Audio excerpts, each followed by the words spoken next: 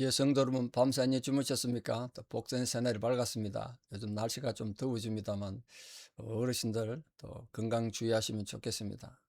찬양 드리면 하나 예배자 나갑니다. 301장, 301장, 예전 찬사 460장, 지금까지 지내온 것 301장 찬양 드립니다.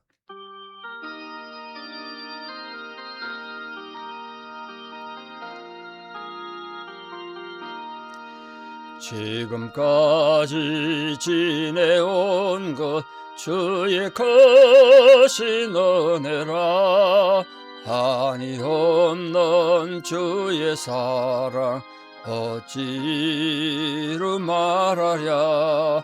자나깨나 주의 손이 항상 살펴주시고 모든 일을 주 안에서 형통하게 하시네.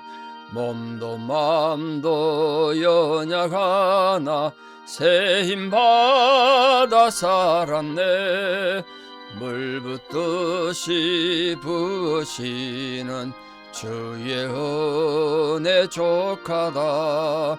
사랑 없는 거리에나 험한 산길 헤맬 때 주의 손을 굳게 잡고 찬송하며 가리라. 주님 다시 배울 날이 날로 날로 다가와 무거운 짐 주께 맡겨 벗을 날도 멀잡네. 나를 위해 예비하신 고향집에 돌아가 아버지의 품 안에서 영원토록 살리라. 아멘. 주기도문으로 우리 신앙을 고백드립니다. 하늘에 계신 우리 아버지 이름을 거룩하게 하시며 아버지의 나라가 오게 하시며 아버지의 뜻이 하늘에서와 같이 땅에서도 이루어지게 하소서. 오늘 우리에게 일용할 양식을 주시고 우리가 우리에게 잘못한 사람을 용서하여 준 것 같이 우리 죄를 용서하여 주시고 우리를 시험에 빠지지 않게 하시고 악에서 구하소서. 나라와 권능과 영광이 영원히 아버지의 것입니다. 아멘. 2026년 7월 30일 목요일 새벽입니다. 하나님 주신 말씀 요한복음 16장 13절에서 24절입니다. 요한복음 16장 13절에서 24절 봉독에 올립니다. 그러나 진리의 성령이 오시면 그가 너희를 모든 진리 가운데로 인도하시리니 그가 스스로 말하지 않고 오직 들은 것을 말하며 장래 일을 너희에게 알리시리라. 그가 내 영광을 나타내리니 내 것을 가지고 너희에게 알리시겠습니다. 무릇 아버지께 있는 것은 다 내 것이라. 그러므로 내가 말하기를 그가 내 것을 가지고 너희에게 알리시리라 하였노라. 조금 있으면 너희가 나를 보지 못하겠고 또 조금 있으면 나를 보리라 하시니 제자 중에서 서로 말하되 우리에게 말씀하신 바 조금 있으면 나를 보지 못하겠고 또 조금 있으면 나를 보리라 하시며 또 내가 아버지께로 감이라 하신 것이 무슨 말씀이냐 하고 또 말하되 조금 있으면이라 하신 말씀이 무슨 말씀이냐 무엇을 말씀하시는지 알지 못하노라 하거늘 예수께서 그 묻고자 함을 아시고 이르시되 내 말이 조금 있으면 나를 보지 못하겠고 또 조금 있으면 나를 보리라 하므로 서로 문의하느냐. 내가 진실로 진실로 너에게 이르노니 너희는 곡하고 애통하겠으나 세상은 기뻐하리라. 너희는 근심하겠으나 너희 근심이 도리어 기쁨이 되리라. 여자가 해산하게 되면 그 때가 이르렀으므로 근심하나 아기를 낳으면 세상에 사람 난 기쁨으로 말미암아 그 고통을 다시 기억하지 아니하느니라. 지금은 너희가 근심하나 내가 다시 너희를 보리니 너희 마음이 기쁠 것이요 너희 기쁨을 빼앗을 자가 없으리라. 그날에는 너희가 아무것도 내게 묻지 아니하리라.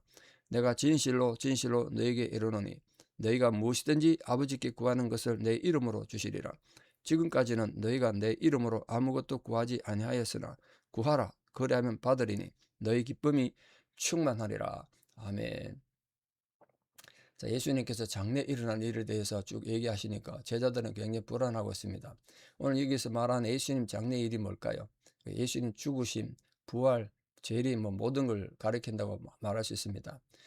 제자들은 예수 그리스도의 고난과 승리를 믿게 되는 것이 그들의 이성이나 자기들 감각이 아니란 거예요. 그게 누가 깨닫게 한다고요? 성령이 가르치시고 이해하고 깨닫게 해주실 거란 거예요. 아직은 뭐 제자들이 전혀 이 말을 이해 못했겠죠. 우리도 마찬가지입니다. 우리가 지금 성경을 읽고 이해하고 은혜 받고 복음의 진리를 믿고 예수를 구주로 믿는 건 진리의 성령께서 우리에게 가르치고 깨닫게 해주셨기 때문에, 우리 안에 성령이 오셨기 때문에 가능한 거예요. 우리가 잘나서 그런 게 아니란 거예요. 왜냐하면 사람의 지혜로는 이런 영적인 것을 분별하고 깨달을 수 없거든요. 오직 성령이 내게 오셔야 영적 지혜를 가질 수 있기 때문에 그렇습니다. 그래서 성령께서 오시면 누구의 영광을 나타내신다 그러냐? 예수님께서 나의 영광을, 그 그리스도의 영광을 나타내신다는 거예요. 우리 안에 예수님이 거하시고 예수의 은혜가 있는 건 결국 성령께서 깨닫게 해주신 겁니다. 성령께서 그리스도의 영광을 우리가 나타내시는 방법은 결국 예수님의 교훈, 예수님이 어떤 분이신가, 이걸 통해서 그리스도의 영광을 나타내는 거죠. 예수님의 하나님 되심을 통해서. 성령께서는 그리스도께서 제자들의 신앙과 사고의 중심이 되게 하심으로써 그리스도의 영광을 나타내셨어요. 그게 오늘 우리에게도 마찬가지죠. 이게 이제 성령의 세 번째 사역이지 않습니까? 결국 성령이 뭘 하느냐? 예수님을 우리에게 나타내고, 예수님이 예수 그리스도가 하나님과 함께 영광을 받으시는 분이시다. 그걸 우리가 설명하는 거예요. 조금 있으면 이렇게 표현하니까 제자들은 조금 있으면 나를 보지 못하고 조금 있으면 보리라고 내가 아버지께로 간다. 그러니까 뭐 이해가 안 된 거예요. 여기 조금 있음이라는 건 우리 잘 알다시피 예수 그리스도의 죽으심과 부활을 나타내는 시간적 개념입니다. 짧은 시간의 개념이죠. 제자들에게 이미 여러 번 경고의 말씀하셨습니다. 적어도 3번을 말씀하셨는데 십자가 죽음을 제자들은 이해를 못한 거예요. 다시 예수님이 제자들이 깨닫도록 각성하도록 조금 있으면 이렇게 말씀한 겁니다. 오늘 우리는 이제 주님의 재림을 기다리는 성도들입니다. 우리 성도들에게도 우리 방금 드린 찬양처럼 지금까지 지내온 거 하나님 은혜였다. 이 속에서 이 위로와 소망을 하나님 앞에 받는 거죠. 우리가 주님의 재림을 기다리면서 예수님 재림한다는데 오지도 않은 것 같고 내 삶이 힘들고 지치고 어려울 때 있죠. 그때 기억하십시오. 죽게는 하루가 천년 같고 천년이 하루 같은 개념이기 때문에 시간이 필요치 않죠. 그리고 기다리는 하나님 자녀들 위해서 속히 오시겠다 이렇게 말씀하셨어요. 그래서 우리가 세상을 살 때 주님의 약속을 기억하면서 세상이 주는 유혹이나 고통이나 근심에 흔들리지 말고 소망을 가지고 인내함으로, 우리 로마서에서 배웠지 않습니까? 소망으로 인내함으로 신앙생활을 승리해 나가는 겁니다. 이 제자들의 근심과 기쁨에 대해 보십시오. 조금 있으면 이게 무슨 뜻이냐 이렇게 물으고 예수님이 또 다시 이렇게 말씀하셨어요. 스승이신 예수 그리스도와의 헤어짐을 지금 제자들은 걱정하는 거잖아요. 근데 이 헤어짐 때문에 그들에게 성령이 임하실 것이고 그 성령으로 인해서 그 이전의 근심과 슬픔을 능가하는 기쁨을 누리게 될 거란 거예요. 그래서 이렇게 말씀하셨어요. 너희가 근심하겠으나 너희 근심이 도리어 기쁨이 되리라. 우리 사람 모든 성도님들에게 지금 근심과 걱정과 절망과 고통이 도리어 변화 기쁨이 되는 역사가 있기를 축원합니다. 이게 예수님 약속이에요. 이 약속을 붙잡고 오늘 하루도 도리어 변화 기쁨이 되는 감격 속에 살아가는 위대한 성도 되기를 축복합니다. 세상은 그리스도의 죽음을 기뻐하고 승리했다고 난리가 났겠죠. 그럼 그거 승리랑 일시적인 거잖아요. 예수님 죽음이 일시적인 거예요. 예수님 부활로 모든 악한 영들, 사단의 공격, 세상은 패배한단 말이에요. 그러니까 이제 그리스도께 속한 자들은 세상과는 반대적인 입장에 놓이게 됐습니다. 예수님이 고난당하고 죽는 모습 속에서는 또 우리도 미움당하고 어려움당할 때는 이 세상에 우리가 실패하는가, 힘들고 어렵습니다. 슬픔이 있죠. 분명히 있습니다. 근심해요. 그런데 그 때가 되면 도리어 변화의 기쁨이 된다는 거예요. 그렇다고 우리가 세상에 고난을 주니까 우리가 은둔 생활하자, 산속에 가서 기도원에 가서 생활하자, 이런 건 아닙니다. 우리 힘들고 어려운 삶 속에서 선한 행실을 베풀고 악을 부끄럽게 하는 거예요. 선으로 악을 이김으로써 악을 부끄럽게 하는 거예요. 그래야 그 악에게 승리하는 거죠. 악은 악으로 이기는 게 아닙니다, 여러분. 악이 우리를 짓밟을 때 짓밟히고요. 그래서 예수님 그랬지 않습니까? 너희를 양을 이리떼 가운데 보내는 것 같다고. 여러분이 이리떼 가운데 들어가 있으면 방법이 없어요. 무릎 뜯기는 수밖에 없어요. 이리떼한테 양이 어떻게 싸우겠습니까? 지금 제자들이 그런 존재란 말이에요. 이리떼 속에는 양이에요. 무릎 뜯기고 짓밟히겠지만 그런데 그것이 도리어 변화의 기쁨이 되게 하겠다는 거 아닙니까? 그 성령의 약속을 믿고 오늘도 이리 때 같은 모든 상황 속에서 이 하루도 이기고 이 남은 생애를 믿음으로 승리하는 거룩한 성도 되기를 진심으로 축복합니다. 제자들이 이렇게 말해도 이해를 못하니까 예수님께서 비유를 들었습니다. 무슨 비유 들었습니까? 산모가 아기 낳는 비유를 들었습니다. 해산의 고통을 얘기했습니다. 해산의 고통. 해산의 고통은 정말 힘들고 어려운 거 아니겠습니까?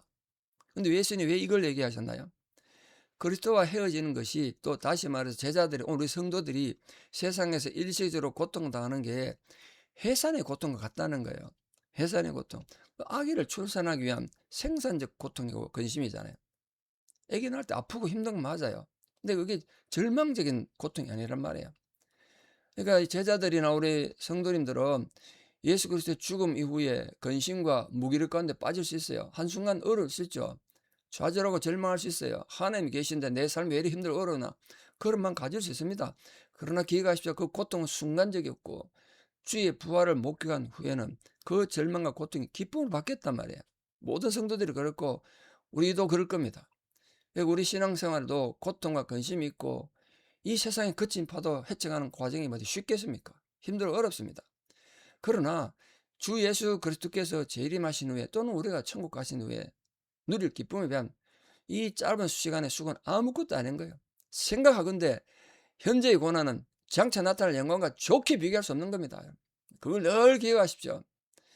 그래서 이 현재 어려운 신앙생활은 하늘나라에서 누리게 될 기쁨에 비하면 아무것도 아니고, 어떻게 보면 하늘나라에 가서 영원한 기쁨을 누리기 위한 훈련이고 연단이다, 이렇게 생각하시면 좋겠습니다. 그래서 우리들은 현재 어려움을 피하려 하거나 묵인하거나 타협해서도 안 되고, 전쟁에 임한 군인이 끝까지 목숨을 걸고 싸우는 것처럼 경기에 임한 선수가 아무리 불편하고 힘들어도 마지막 그 피날레 결승점을 향해서 최선을 달려가는 것처럼 열심히 뛰고 싸워서 영적인 성장을 이루는 은혜가 있기를 진심으로 축복합니다. 자, 그럼 마지막으로 예수님께서 제자들에게 굉장히 중요한 축복의 도구를 하나 주고 가셨어요. 그 기도예요, 기도. 제자들은 그리스도의 이름으로 하나님 앞에 이때까지 기도를 안 했습니다. 근데 이제 하나님께 예수의 이름으로 기도해야 되고, 예수 그리스도의 이름으로 응답받는다는 거, 이건 정말 중요한 축복이죠. 기도의 복을 주셨어요. 기도의 복. 이게 예수 그리스도의 지금도 중보하시는 예수님의 사역이라 생각해요. 우리 흔히 그렇게 말하지 않습니까? 하나님 보좌 우편에서 우리를 위해서 중보하시는 주님. 그 말이 사실이에요. 왜 우리가 이 땅에서 엉터리 기도를 하잖아요. 성령께서도 말하서는 탄식으로 우리를 도우시고, 하늘에서는 예수님이 우리 기도를 받아서 기도를 잘 버물러 가지고 엉터리 기도를 좋은 기도를 만들어서 하나님께 드린단 말이에요. 그래서 우리가 지금도 예수 그리스도의 이름으로 기도합니다, 이렇게 기도하는 거 아닙니까? 그래서 제자들은 그리스도의 제자들로서 자신들이 구하는 것에 대해서 하나님 아버지에게 응답받을 자격을 갖게 됐어요. 우리들이 그런 자격을 가졌다니까요. 예수님 이름으로 기도할 자격이 있고, 예수님 이름으로 기도 응답받을 자격이 있습니다. 단 그 기도 내용이 정말 예수님이 하신 기도와 같은 기도가 맞느냐? 이게 이제 별개의 문제죠.